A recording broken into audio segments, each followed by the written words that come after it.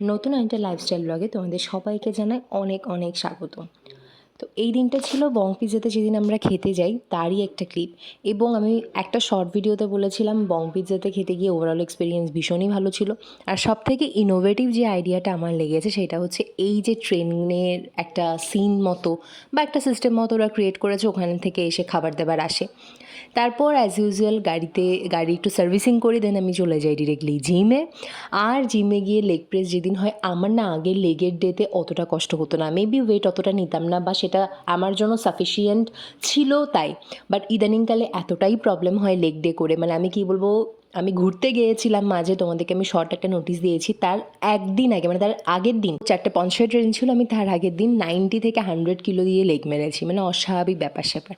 তো যাই হোক, তারপরের দিন আমাদের যাওয়া ছিল বসিরহাটে, মানে একটা ইনভাইটেশন ছিল।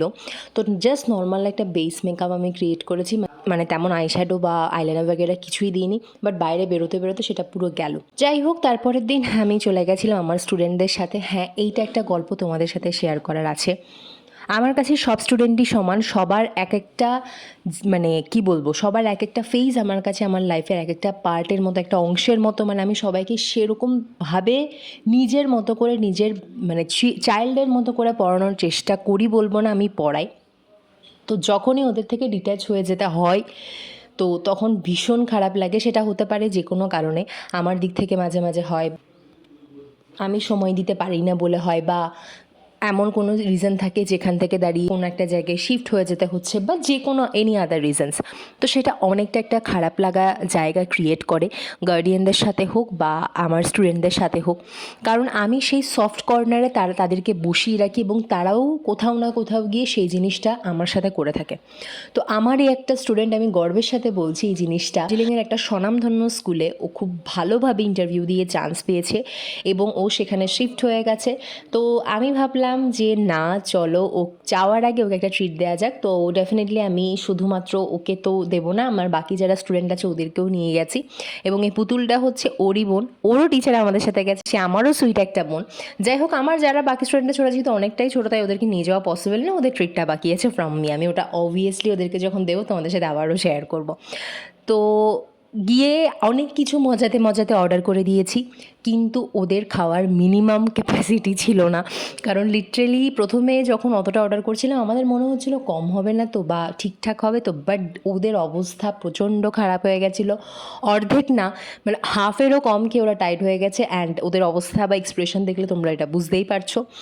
তো এই অবধি খুবই ভালো লাগা কাজ করছিল, মানে ভালো লাগা কাজ করছিল ইন দ্য সেন্স, মানে ওই জিনিসটা আমার আর আসছিল না যে আমি কালকে থেকে ওকে আর পড়াতে যাব না, বা ওরও আসছিল না যে টিচারকে আর দেখবো না।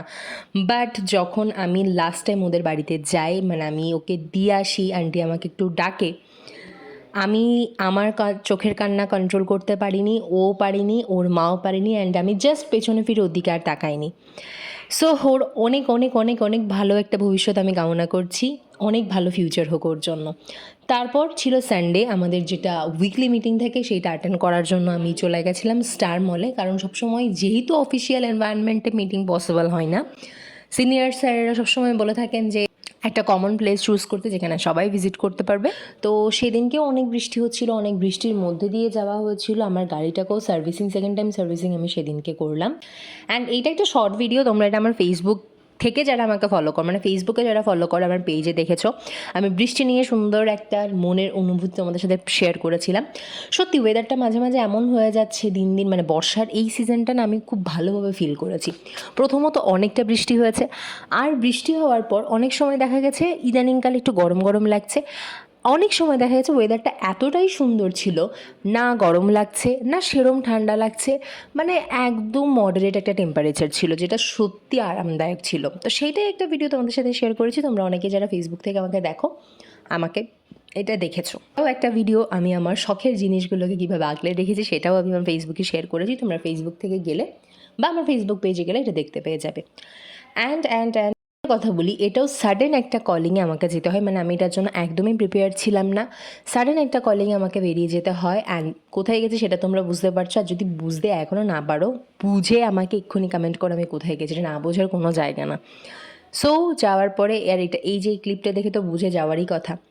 তারপর এই যে কথাটা আমি বলছি, এটা কেন বলছি শোনো, এটার একটা কাহিনী আছে। আমি যখন বলছিলাম তখন ভিডিওতে কোনো প্রবলেম হয়নি, মানে প্রবলেম হয়নি ইন দ্য সেন্স আমি ভিডিও করার সময় কোনো সাউন্ডই পাইনি।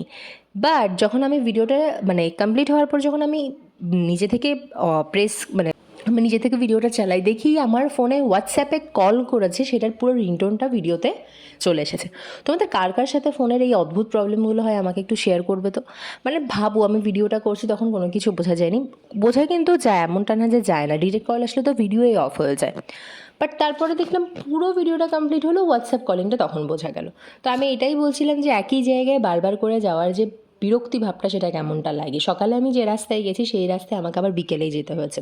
চাইলেই পারতাম মানে ওখান থেকে একবারে কাজটা কমপ্লিট করে আসতে, বাট আমি যেখানে যার জন্য যাবো মানে আমার স্টুডেন্টের সে টাইমিংটা হয়নি। নাহলে আমি সবসময় চেষ্টা করি একবারে মিটিয়ে আসতে, কারণ একই জায়গায় একই প্লেসে বারবার করে যাওয়াটা যেমন সময় নষ্ট হয় তেমনি নিজের এনার্জিটাও লস হয়।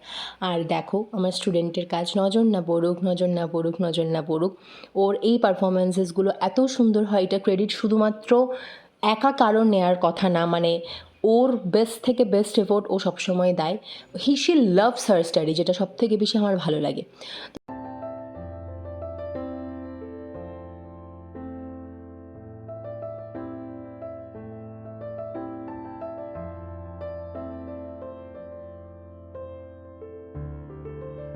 পুরনো বই খাতার দোকানে গিয়ে যখন আগে পেন কিনতাম, আমিও নিজের জন্য একটু পেন টেন কিছু কেনার ছিল, সেই মেমোরিটা আবার রিকল হলো।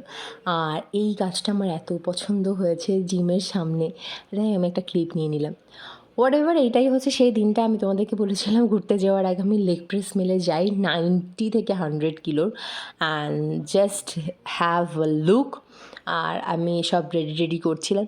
তারপর কোথায় গেলাম কী গেলাম সেটা নিয়ে ভিডিও খুব শীঘ্রই আসছে। চলো আজকের জন্য এইটুকু, আর খুব শীঘ্রই দেখা হচ্ছে নতুন একটা ভিডিওর সাথে। ভালো থেকো সকলে, টাটা।